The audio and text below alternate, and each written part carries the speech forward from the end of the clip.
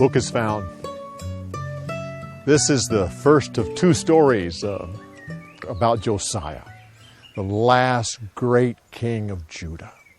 Now, to get a little bit of the insights on this story, you have to understand that this story happens about 80 years after Israel was taken away into captivity. Only Judah is left. In the next story, we will see some of the reforms that he made and how he actually goes up into the land that had been Israel. And he basically takes it over again. And that's the other thing you need to know, that Assyria, who has played such a major part in all of these stories, in the last few stories, is now weak. It has pulled back. They're no longer a threat to Judah. They're no longer interested in Israel.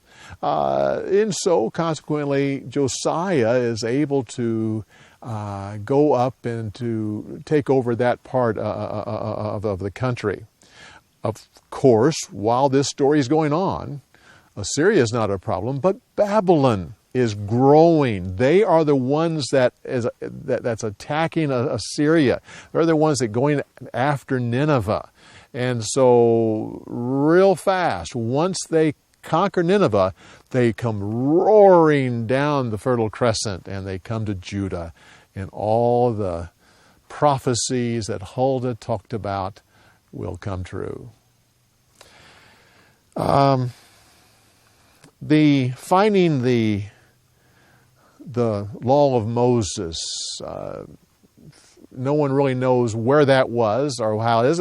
There is a theory that when Solomon built the temple, that he put kind of like a time capsule with stuff in there, although it wouldn't have been a time capsule as we know it, but he would put the law of God like in the foundations or in some of the pillars or in some way. So that over the many years now that has transpired, that certain things have cracked, certain things have opened up, and so in that way they probably found a copy of the law of God that Solomon put there.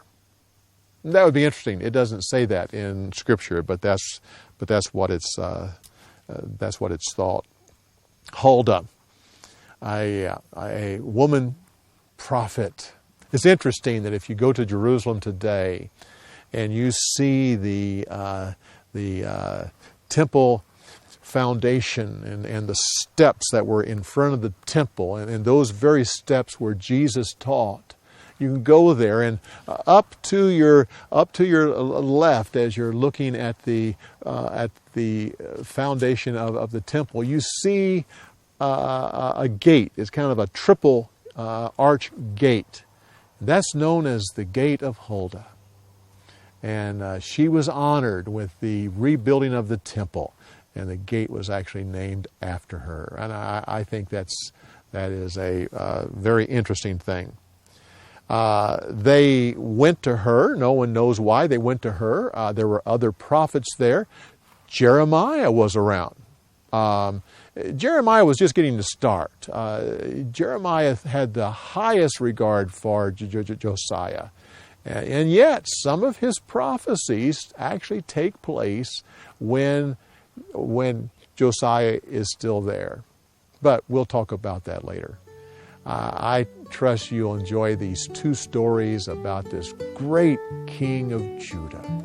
Come back next week and we'll continue on with more about Josiah when we talk about the reforms that he brings to Judah and to Israel.